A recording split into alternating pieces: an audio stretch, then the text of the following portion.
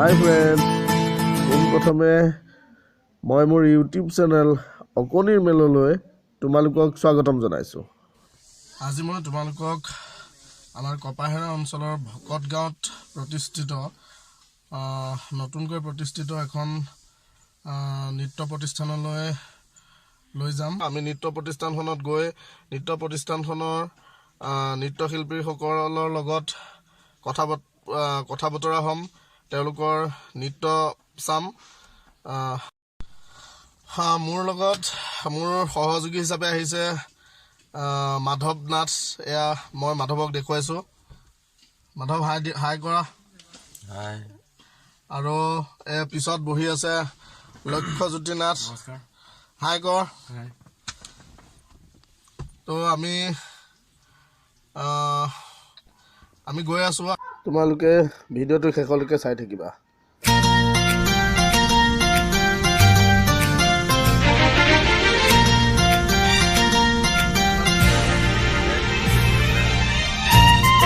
Finally আমি নৃত্য প্ৰতিষ্ঠানখনত উপস্থিত হৈছোহি।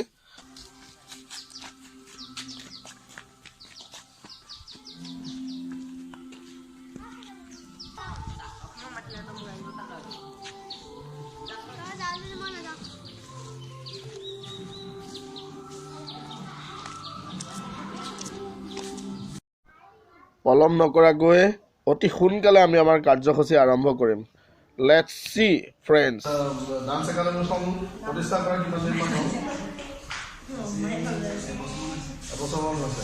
বৰ্তমান ইয়াত ষ্টুডেণ্ট কিমান আছে?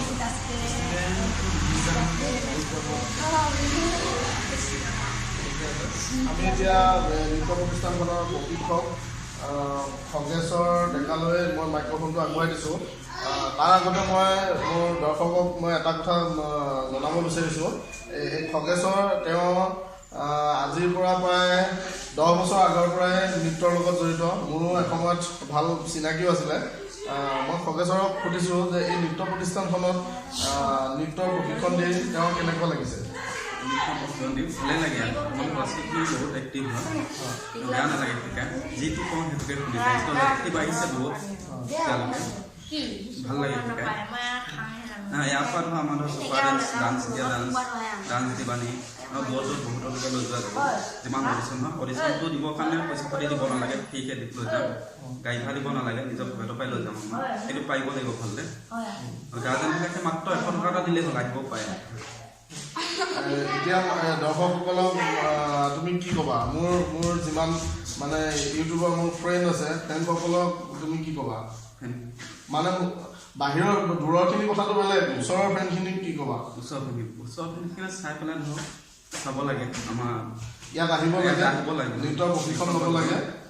ফ্ৰী বুলি ধৰিলেই হ'ল। ডান্সটো আমাৰ ইয়াত ফ্ৰীয়ে হৈ যায়, মাত্ৰ 100 টকা খালোঁ। 100 টকাটো একোৱেই নহয় আজিকালি। ফ্ৰীয়ে হয়। চাই পেলাই কেনেকুৱা পাই আহিব লাগে। পইচাটো কথা নাহে, খালি অহাটো ভাল লাগে। মই সকলোকে কৈছোঁ, আমাৰ কপাহেৰা অঞ্চলৰ মই ঠিকনাটো দি দিছোঁ। আমাৰ কপাহেৰাৰ পৰা কি গাঁও কয়, ভকত গাঁও ট্ৰাইবেল প্ৰাথমিক বিদ্যালয়তে নৃত্য প্ৰতিষ্ঠানখন আছে।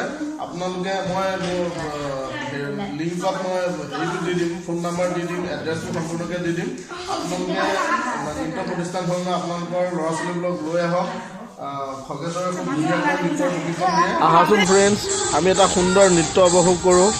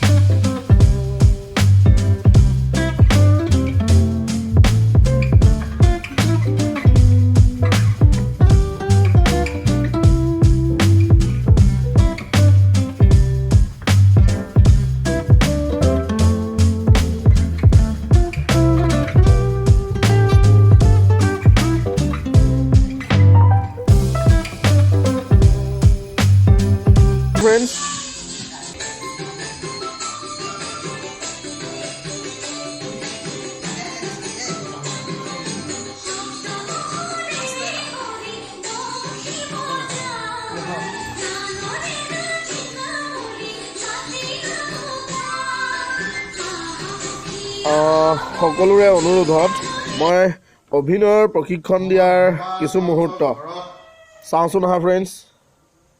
তুমি কাক বেছিকৈ ভাল পোৱা?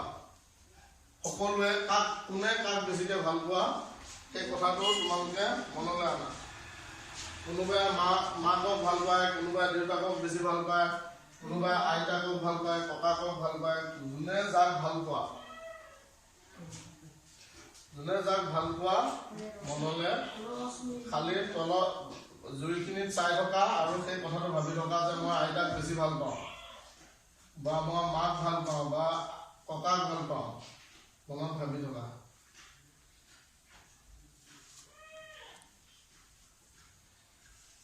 এতিয়া চোৱা মনডাল কি হৈছে, মনডাল জ্বলি আছে, সৰু হৈ গৈ আছেনে?